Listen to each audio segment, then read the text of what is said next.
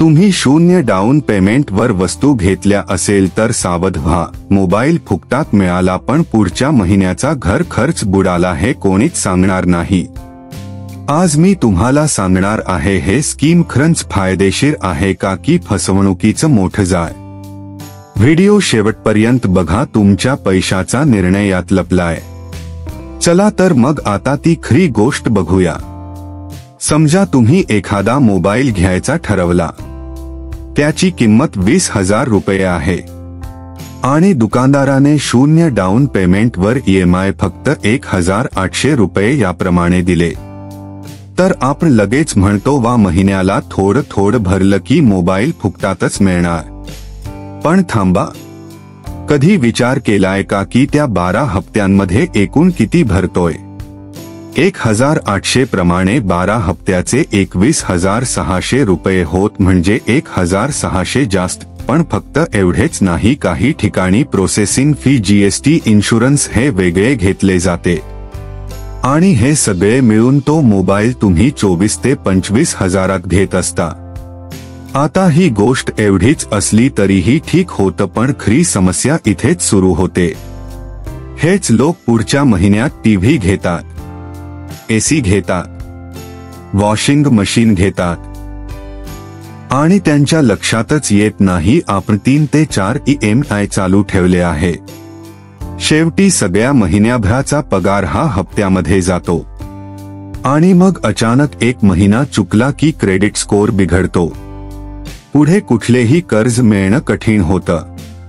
तेव्हा वाटतं त्या मोबाईलसाठी घेतलेले कर्ज नको होतं.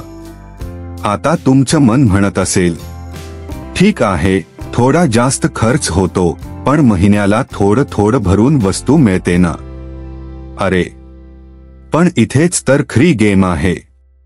तुम्हाला माहिती आहे का, बहुतेक लोक जेव्हा 0 डाऊन पेमेंटवर वस्तू घेतात तेव्हा ते 1 नाही 2 नाही, सरळ 3-4 वस्तू घेतात आणि हप्ते चालू होतात. पण मनात राहतो तो फुकट मिळाल्याचा आनंद. पण हेच हप्ते पुढे एक दिवस तुमचं बजेट उडवतात.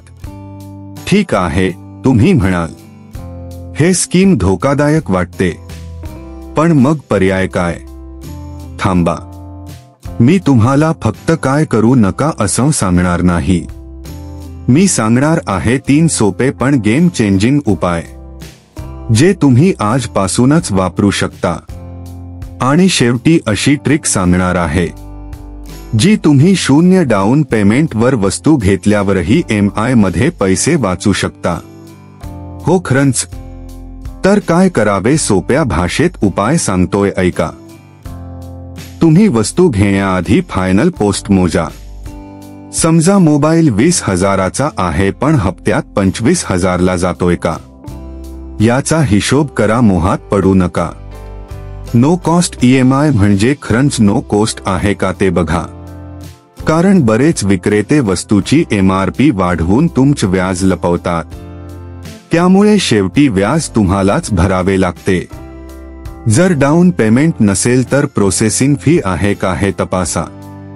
काही वेळा 1,000 ते 2,000 रुपये फुकट जातात आणि ते रिफंड होत नाही. आता तुम्हाला मी एक सिक्रेट ट्रिक सांगतो.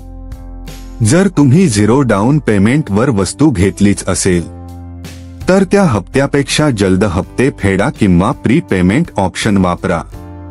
बऱ्याच कंपन्या तुम्हाला वेगळं व्याज आकारत नाही, पण वेळा ते पैसे भरल्यास व्याज वाचतो आणि क्रेडिट स्कोर सुधारतो. आणि हाच तो गेम चेंजर आहे जो फार थोड्याच लोकांना माहीत असतो.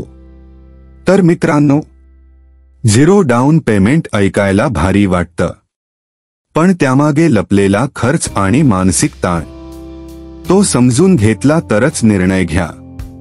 आणि लक्षात ठेवा, हप्ता देणे ही सोय असू शकते, पण अंधपणे घेतले तर ती सवय बनते आणि मग काय शेवटी जाय.